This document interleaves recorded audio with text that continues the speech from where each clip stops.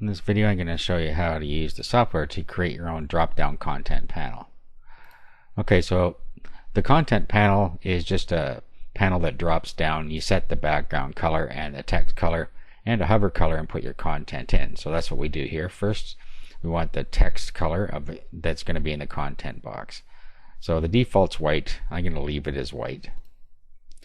The background color for your content box, default's black, so I'm going to leave it as black. Now make sure that you have contrasting colors or your text won't be visible. If I were to set this to white, my background would be white and my text would be white, so there'd be nothing to see. So be careful about that.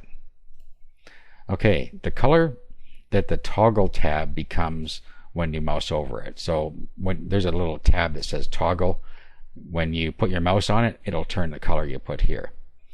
Okay, so I have gray here. Now you see down here you can use hex as well. So if you want to use hex, you can use hex colors, or you can use text colors like you've seen in here.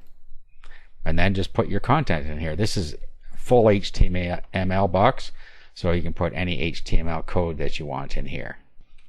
Okay, so I just put some content in here. Click generate.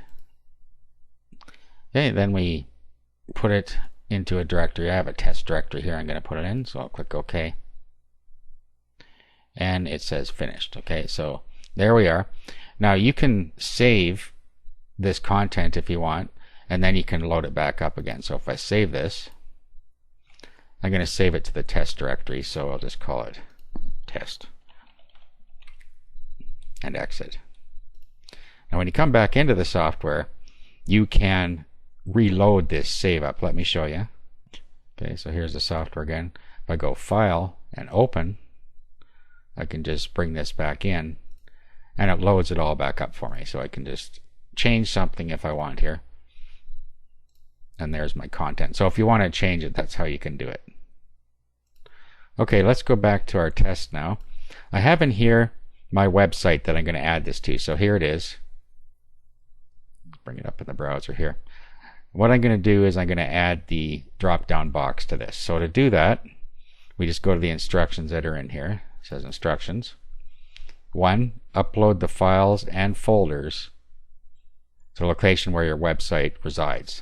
So you upload it all together, or just upload the files where your website is. Okay, and then just copy the code below above the /head tag. So all we do is we grab this code. Make sure I got it all here.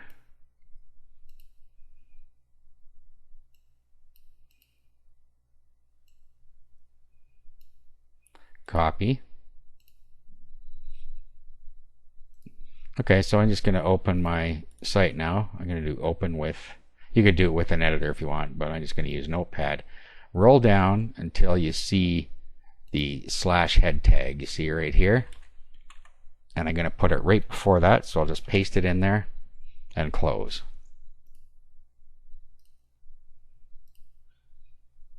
Okay, so let's refresh our page.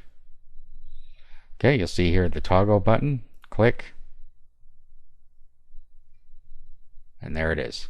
Okay, it's this image I chose is black, so you don't see it very well, but there it is right there. Okay, so I know it works, so what I'm going to do, I'm just going to show you how to upload it all to your server now. So I'm going to open a FileZilla, which is an FTP client.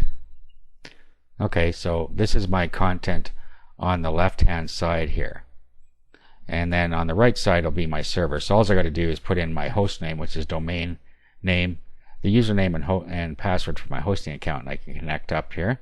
Okay, and then I'm just going to put it in a test directory here.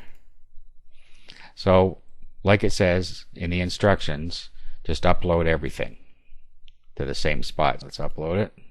Everything but the instructions, and this save file I created when I saved the data, so that wouldn't usually be there either. You don't need to upload the instructions. So let's upload it to the web.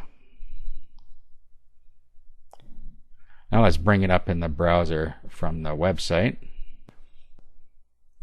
Okay, so here it is on my server. Just make sure it's working properly, and there you go. Okay, so that's how you use the software to create a drop-down content box.